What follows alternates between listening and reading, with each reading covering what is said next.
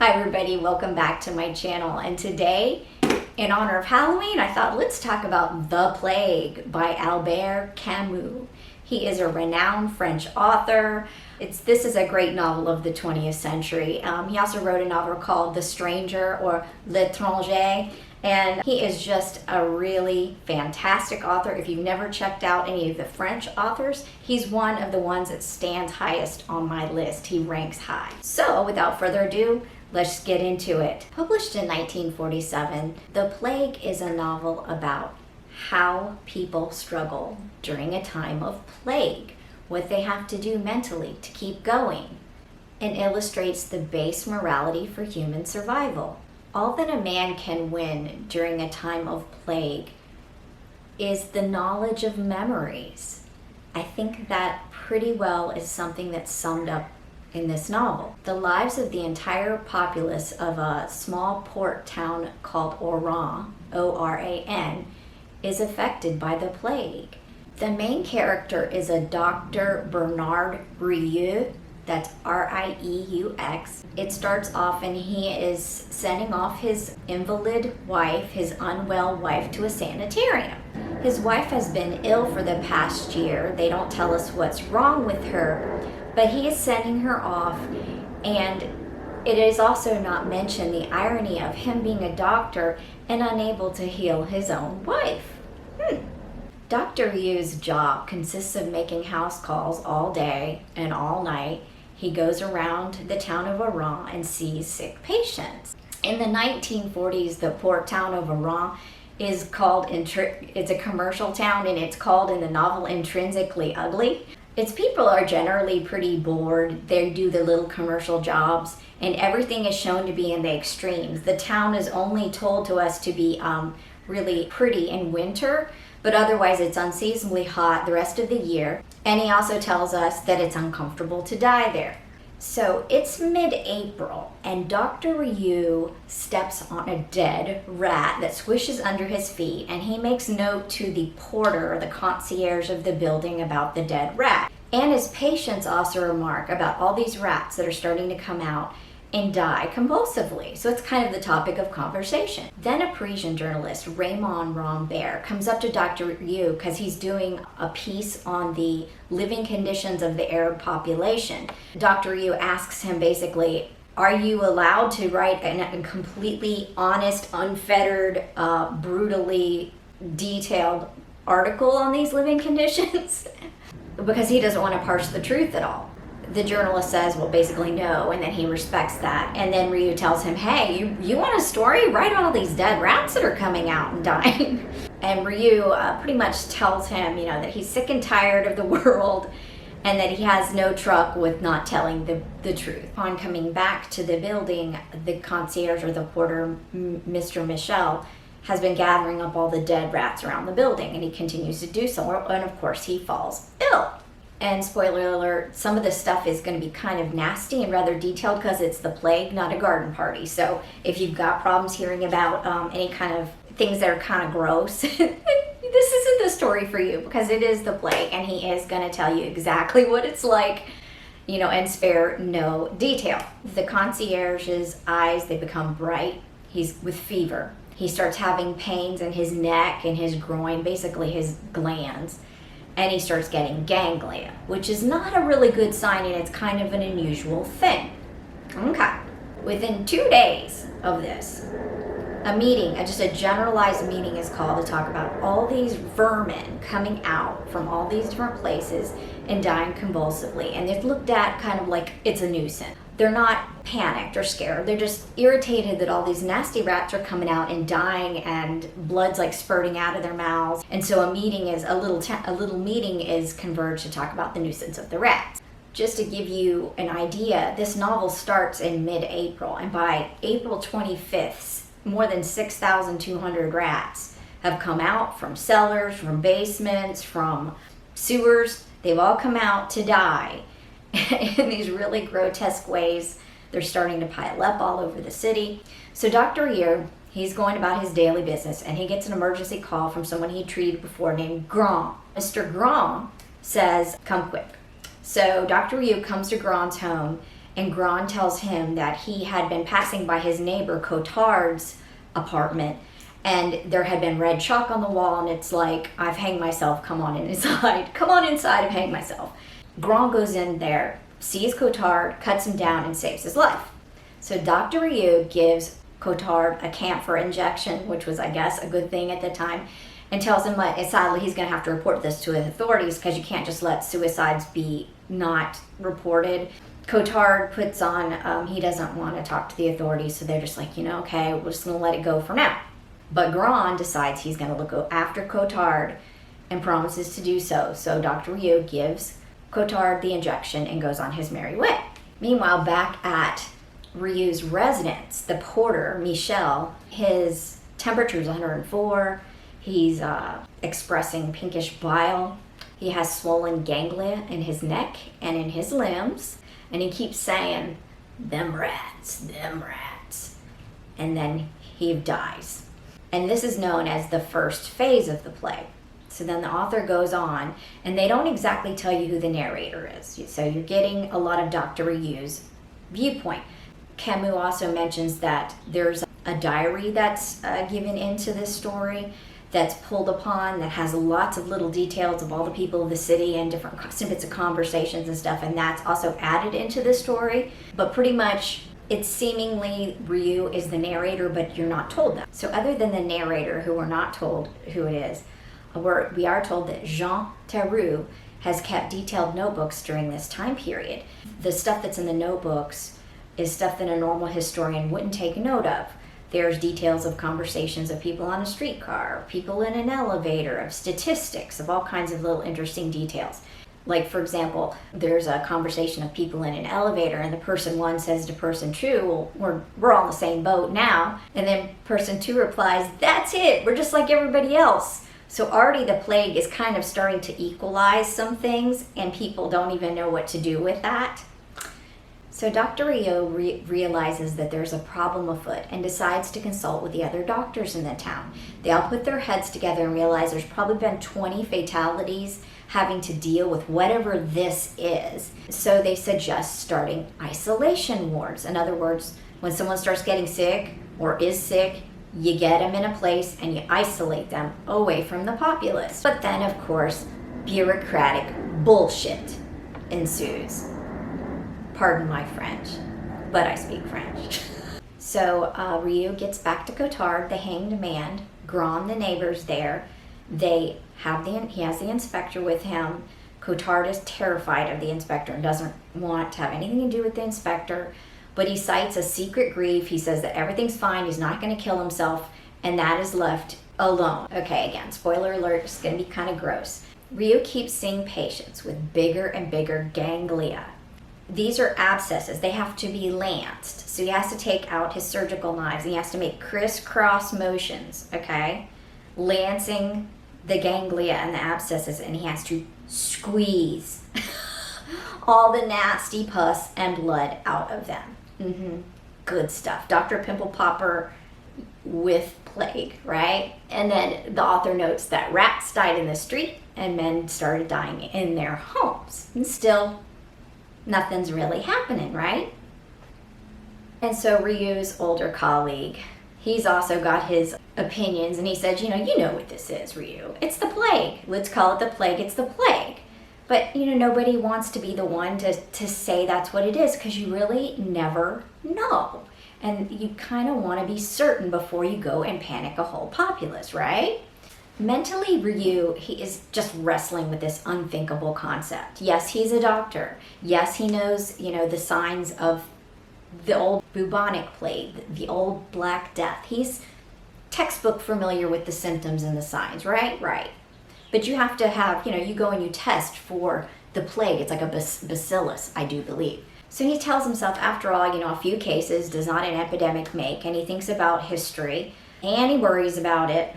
And he thinks, this probably is the plague. So then Joseph Grand visits Ryu, and we're given a tiny bit of the backstory that he's a municipal clerk in the statistics department, that he's highly underpaid, that he can never seem to find his words. He's always searching for his words and talking about how he's unhappy that he's always searching for his words. And being the good compiler of statistics, he has a copy of the latest death figures, and it doesn't look good. It doesn't look good at all. 11 deaths have occurred in the previous 48 hours, and he's coming to let Dr. Ryu know this. And Dr. Ryu notes that in a time of plague, someone like Gran would be, it can't happen to a city like this where you have people like Gran that are underpaid municipal people cutting down their neighbors, being good-hearted. And so he does describe Gran, and I'm going to read that to you because it just gives you an idea of the flavor of Camus, how he paints the personality. He admitted that the thought of his parents, whom he lost when he was very young, often gave him a pang. He did not conceal the fact that he had a special affection for a church bell in his part of the town, which started pealing very melodiously at about 5 every afternoon. Yet, to express such emotions, simple as they were, the least word cost him a terrible effort. And this difficulty in finding his words had come to be the bane of his life. "Oh, doctor," he would exclaim, "how I would like to learn to express myself." He brought the subject up each time he met Ryu. That evening, as he watched Gran's receding form, it flashed on the doctor what it was that Gran was trying to convey. He was evidently writing a book or something of the sort. And quaintly enough, as he made his way to the laboratory, this thought reassured him. He realized how absurd it was.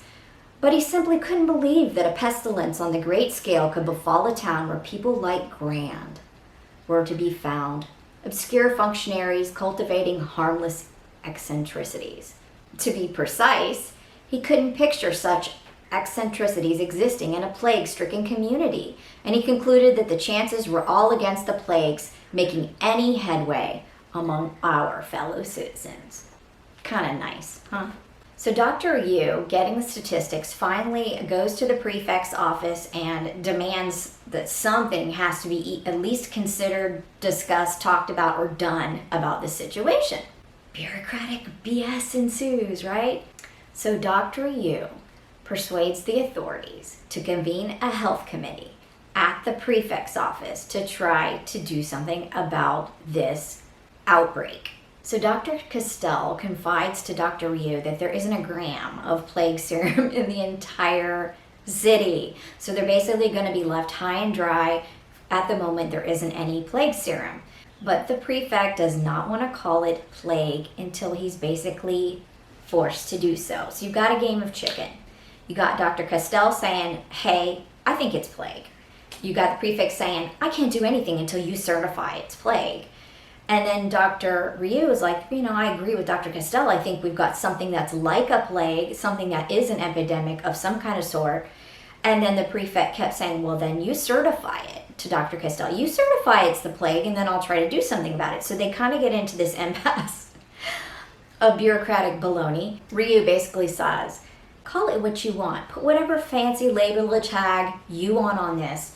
But if you don't start to do something about it, this has the probability or possibility of killing half the population in 2 months' time. Half the population. So he says, we got to try to halt this disease, and we got to put some prophylactic measures in place. So they kind of try to beat on this prefect to do something, to at least put some prophylactic measures in place. There is a notice that goes out due to this meeting. You gotta love it. This is the notice.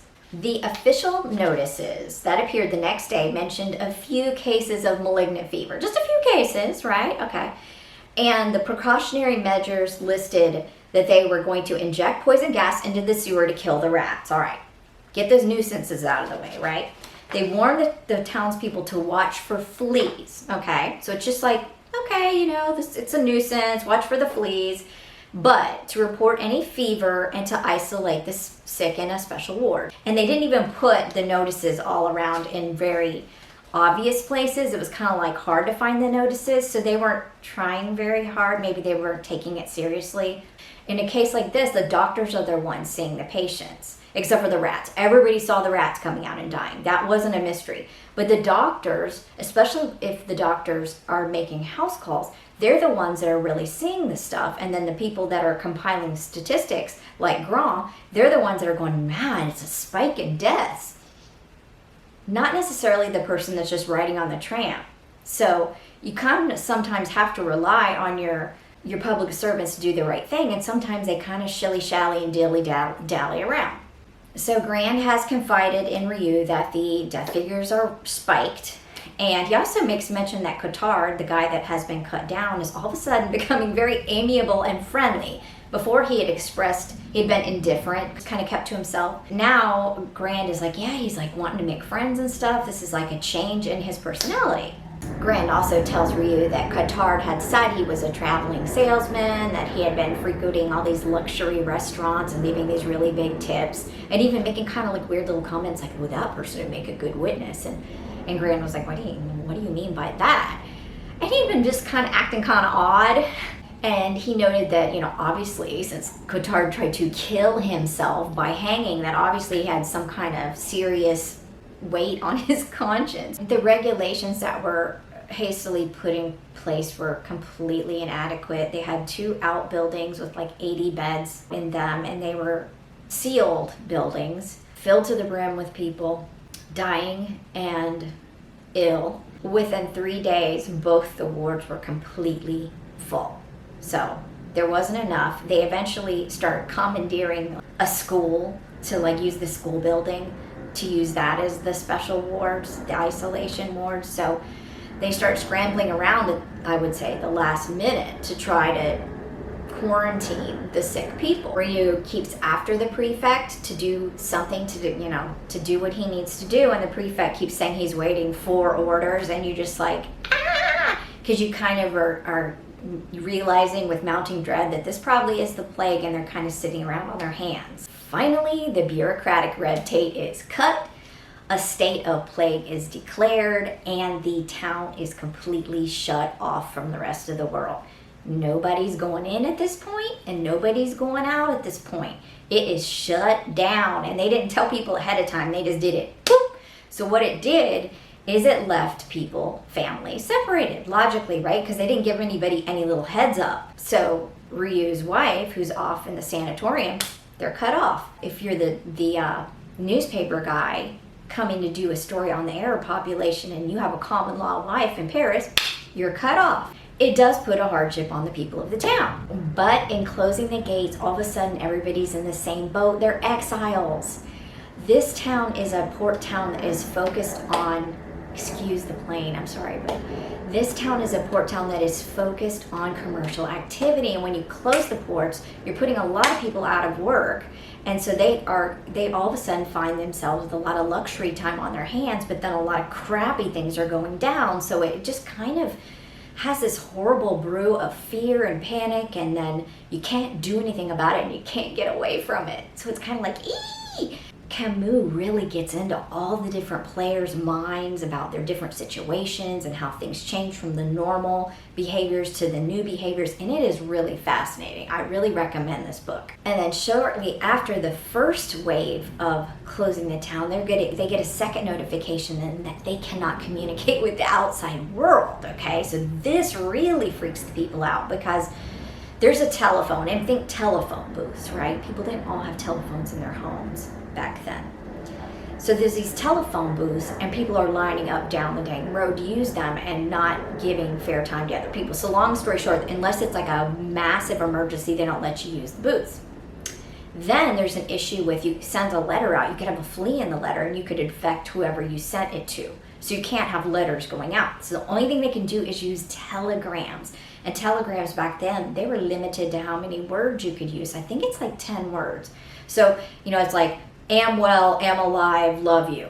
They were very concise. So people were completely freaked out. Here they are, cut off from the outside world, sometimes cut off from their job, cut off from their loved ones sometimes, and it just became a real inconvenience, to say the very least. The narrator tells us that the plague forces inactivity on a good portion of the population, that they're left with their memories. And he always really gets into this about people being left with their memories. And that, as I mentioned before, commerce just died with the plague, and pretty much died with the plague. So then, of course, whenever you've got problems like this, you're going to start having food supply issues. I'm not saying people were going to starve, but you're going to have rationing. You're going to have rationing every time the day's death statistics are announced. The people look so darn grim because they realize it's just spiking up. And Oran is a population of 200,000 people. It's not looking good. At some point, it's killing 500 people a week. Electricity is also rationed. And so sometimes the street lights used to be on all the time, and then after a certain point, they start cutting off the lights at night, and they just slowly start cutting back. The Rambert, the sulky journalist who had come to Rio and asked about writing the article on the Arab population, he comes to Dr. Rio for a favor.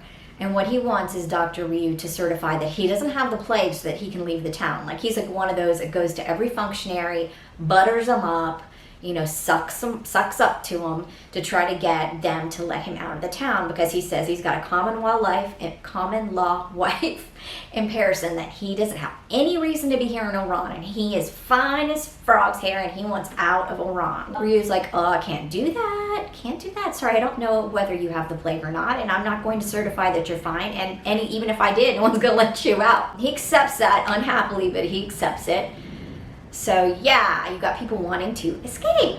Oh, Rambert does hit Ryu with telling him, this is a matter of common human feeling.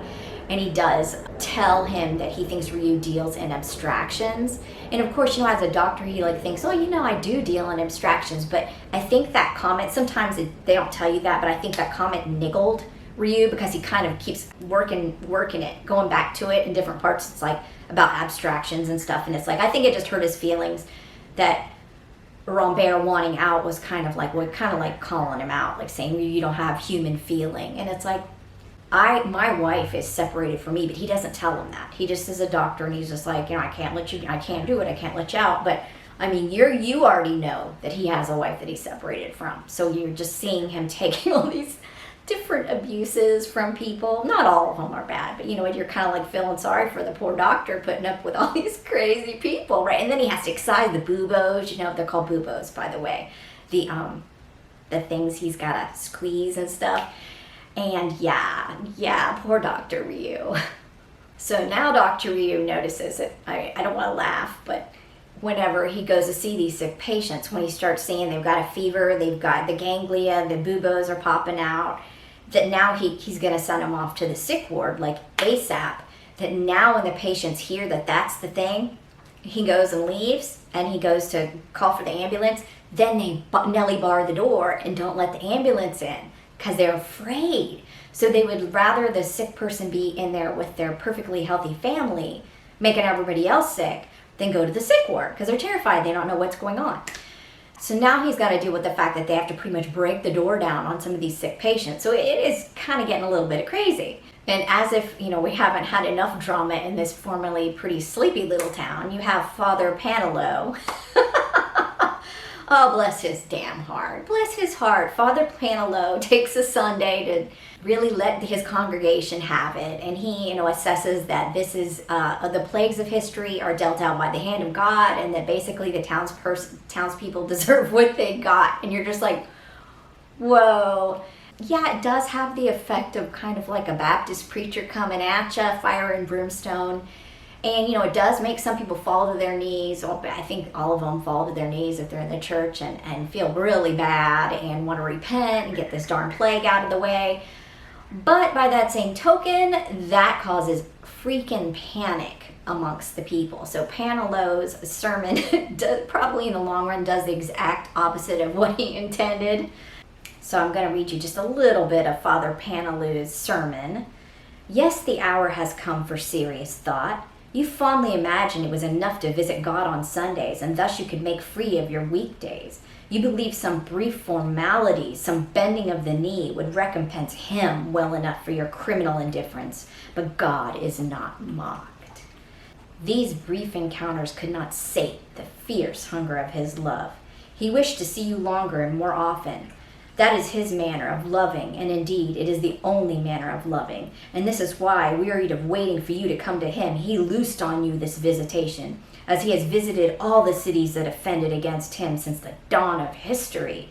Now you are learning your lesson, the lesson that was learned by Cain and his offspring, by the people of Sodom and Gomorrah, by Job and Pharaoh, by all that hardened their hearts against him. And like them, you've been beholding mankind and all creation with new eyes, since the gates of this city closed on you and on the pestilence. Now at last you know the hour has struck to bend your thoughts to first and last things.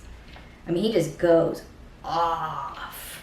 And so then, after Panelu's fiery sermon, then many people tried to escape from the town because they felt like the finger of God was just pointing at the town of Oran and burning that damn town. And they freaked out and tried to get out of Dodge, and it wasn't going to happen. And so now the police have to start putting down these people trying to get out of the town. Thanks a lot, Father. Also, it's noted that some people gave themselves into religion to try to make it good with their souls, while other people then went ham and decided they're just going to give in to the pleasures of life. They're going to dance on the graves, So that sermon backfired. It really did. Hi, everyone. Sorry for any continuity errors. My drive needed to be reformatted, and most of us know what that means. That means bye to the data. So we're gonna pick up where we left off. For other people in the town of Oran, the plague actually ends up bringing out the best in them. I want to note that in this novel, there's not a lot of talk about consumerism. They're really concerned more about feelings, about relationships, about the status of the health of other people. So this plague, in a way, kind of brings the community together in some odd but very necessary way. As more and more people in the town die, there's not as many doctors. Actually, you need more doctors. And so healthy people end up having to do the job of, say, the nurses, the orderlies, and the people that go and gather the bodies. And these are called sanitation squads. Gran, being the great municipal bean counter that he is put in charge of the sanitation squads. And those folks that work in the squads are actually paid well, so it's a good job to have when all the commercial doings in the town have pretty much dried up. The people in Oran realize a fight for humanity is now afoot, and everybody has to kind of band together to fight this disease. This makes all the townsfolk come to grips with the fact that this disease is happening. There's nothing that they can do to imagine it's not happening, and how they kind of have to band together to fight this evil if they're ever going to conquer it. It's around this time that Gran shows Ryu this manuscript that he's been working on, and it's literally something out of The Shining. It's one sentence over and over and over with little changes in the grammar, the verbs, the adjectives, but he's really trying to hone this one sentence to start this grand novel, and he wants this first sentence to pack a punch. And I think Gran is a little bit intense, and Ryu is a little taken aback by the fact he's only been working on one sentence over and over and over. The narrator at this point basically tells us that Gran is the hero of the story. Camus has a habit of dropping in little nuggets of wisdom within a whole context of a scene or a story or a character, and he notes that the habit of despair is worse than the despair itself, and I think that is such a truism. It's also revealed that Cotard is a criminal, and that's the reason for his strange comment, and someone remarks to him that if it wasn't for the plague that he would be in jail, and Cotard is seen as being more at ease since the plague's eruption. He's not feeling like he's being hunted. He's engaging in smuggling. He's making a nice little profit for himself with new friends, and he is just living it up. He now begins to feel at one with the people, very content with the plague being around. And another thing is the police are just way too busy trying to deal with all the stuff that's going on in the town to be hunting out old grievances and old convictions, so he feels he's liking the fact that the plague is going on. So Cotard is dealing with some kind of shady characters to do his smuggling, and Rambert, the sulky journalist, decides that he's gonna press upon Cotard to try to help him escape the city, because Cotard knows these sentries and different people because he's smuggling, and Rambert approaches him, and they make a plan to try to get Rambert out of the city. Many attempts are made that are foiled or they just don't come off. to get Rambert out of the city, and it doesn't happen. As time ticks by, the quarantine becomes more and more strict. What happens is when people are put in quarantine, and if they do survive, when they go back to their homes, they're so freaked out thinking that the plague bacillus could be in their homes that they literally are burning their houses down. So now on top of everything else that's going on, the police and the authorities are having to deal with people burning their houses to the ground, and it is kind of crazy. So that's the first thing. And then quarantine becomes more and more strict. Whenever people would have a funeral, they would still try to, in the beginning, honor the concept of having a solemn funeral where you would go and bury and have a funeral at the gravesite. And that went on for like this long.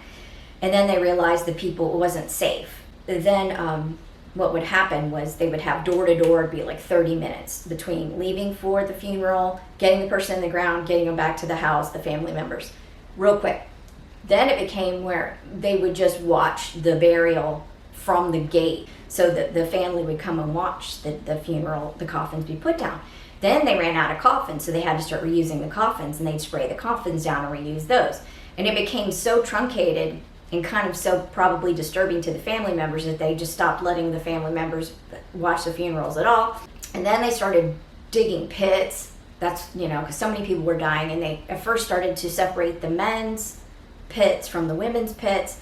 Then after a while, they just started putting everybody in one pit, and then it got to be so many dead folks that they started cremating them, and then it got to be so bad that they had to dig up the older people and cremate them. So it would just, everything devolved down to just the bare necessities for survival and like what they were trying to do to control the plague from spreading. So people even had to deal with the fact that they were not able to normally bury their loved one. So the anti-plague serum arrives, and it's given to a child, one of the authorities' children. And as it was a new serum given to a child, they had to watch the child literally minute by minute to see how the serum was affecting the child. And so Ryu and the priest Panelo watched the child basically pass on, and it takes a long while.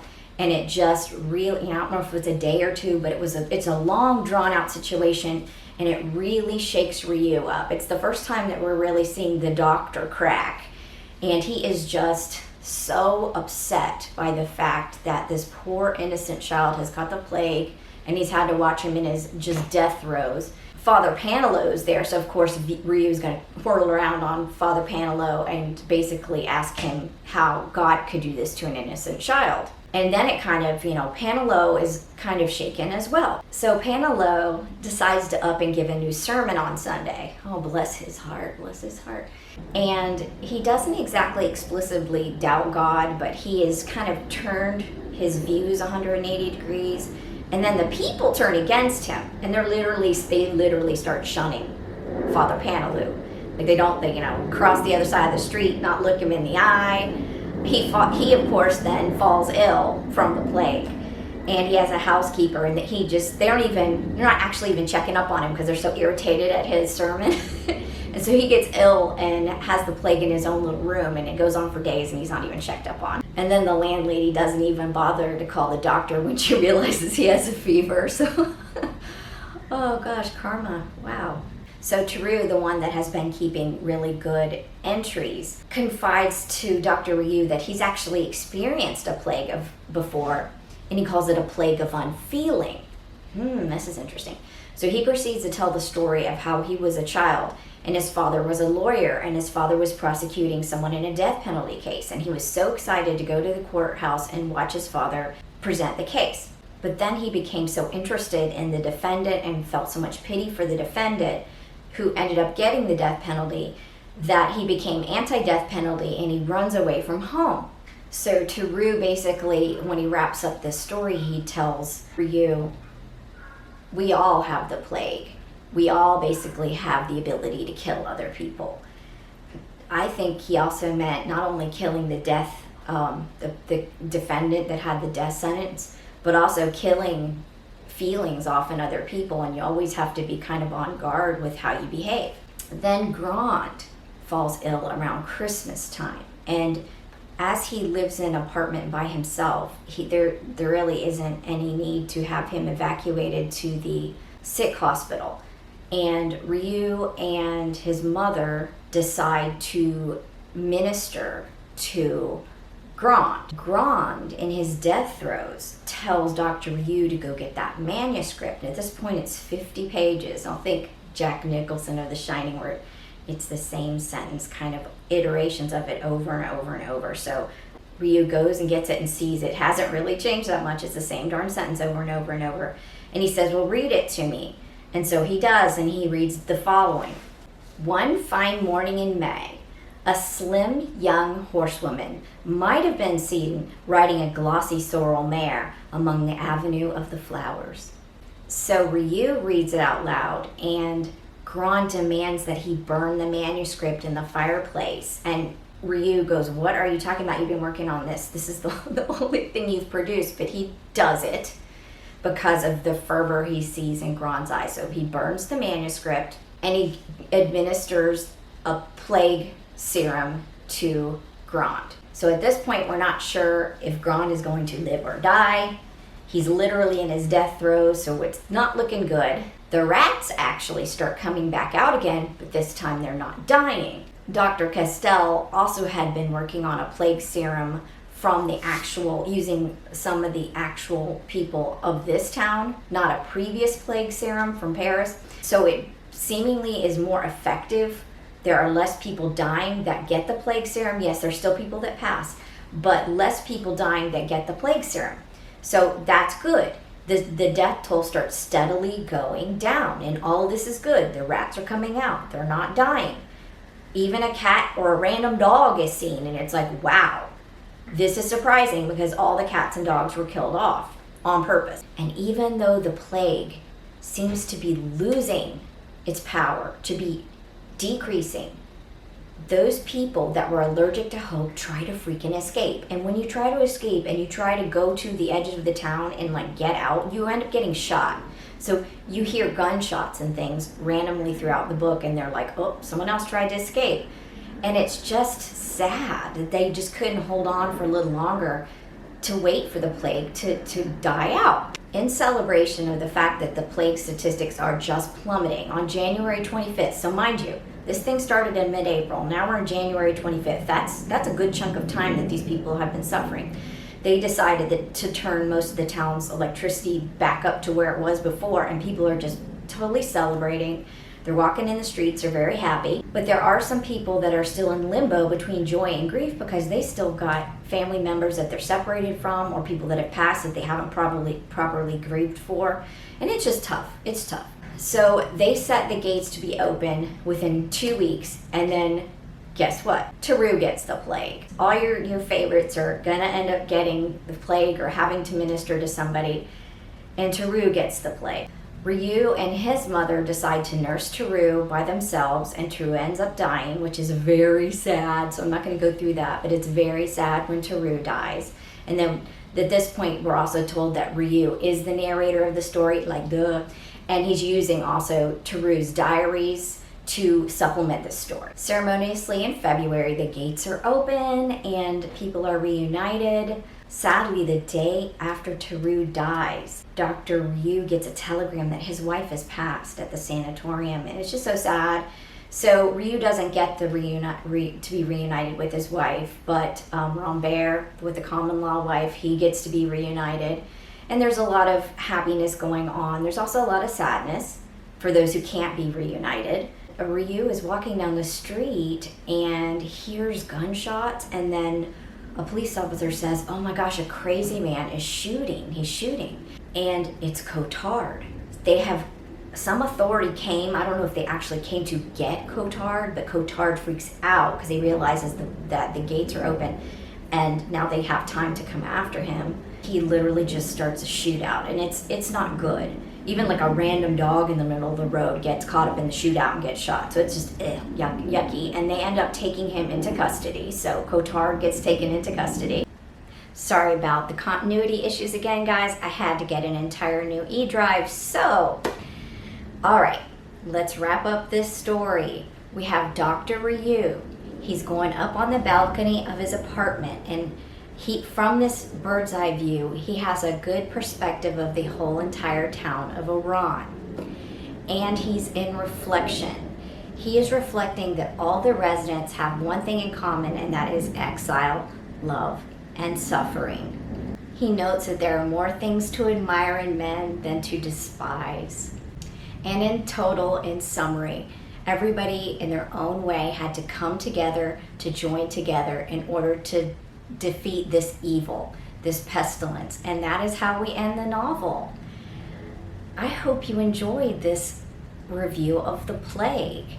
And if you did, please push the little like button and ring that subscribe bell. And every time I do another classic book review, you'll simply get a notification.